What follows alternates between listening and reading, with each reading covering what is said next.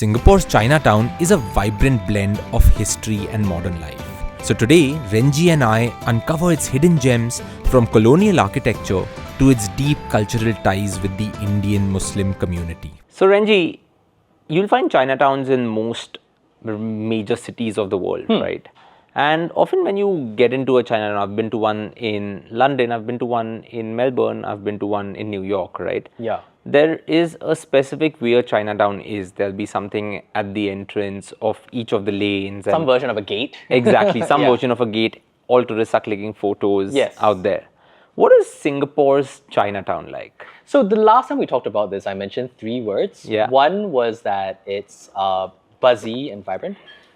2 was that it's very layered. Yeah. And 3 is that it's very diverse, right? Correct. So I'll start with buzzy and vibrant. So exactly as you say, there is the traditional part to Chinatown, right? And this is kind of preserved in the way that Chinatowns are preserved. But I think what's really cool about Chinatown is in and around Chinatown is actually where Singapore's nightlife precinct is.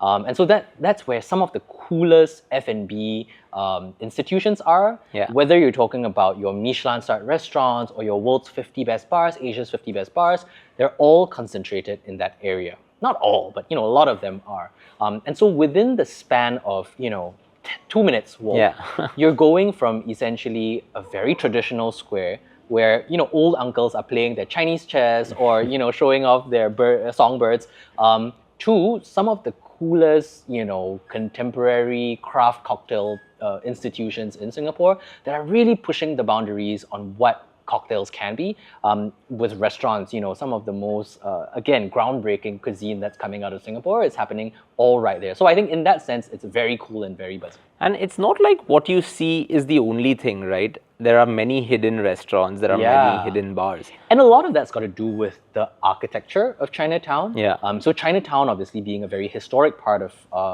Singapore, a lot of the architecture that you find there is shophouse architecture.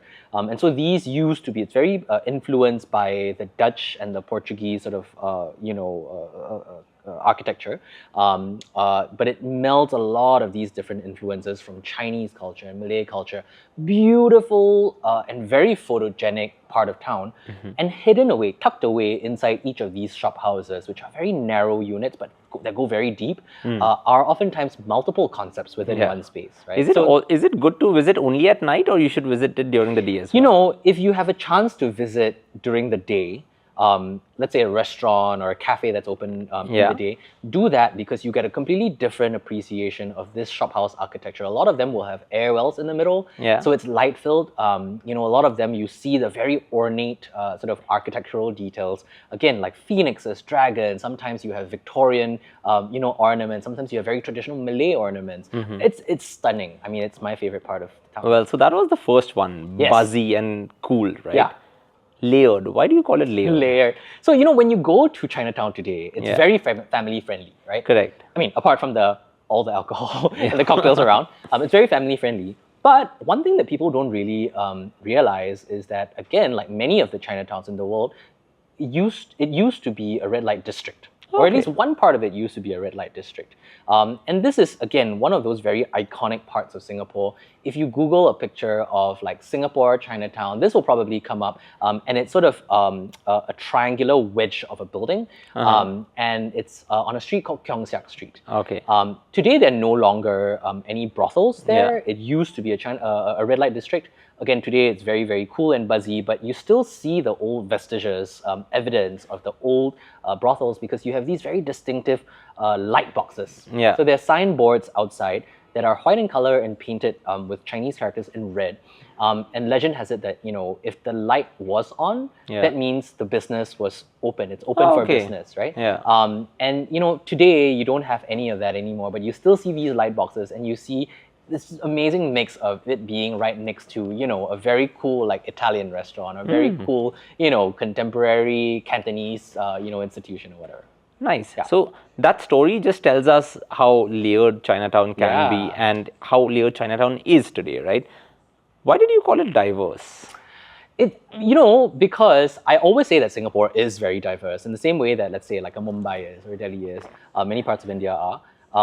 But I think in particular, Chinatown, you think of it being associated only with the Chinese community, which of course is a very important part to play. But actually, the Indian community and also the Indian Muslim community has had a very important role to play in the neighborhood. And one amazing place that you can see this, I always bring people to, is Southbridge Road, which is one of the major thoroughfares. And along this road, right, pretty much neighbors to each other, you'll have the Buddha Tooth Relic Temple, which is a Chinese temple said to contain the tooth of Buddha.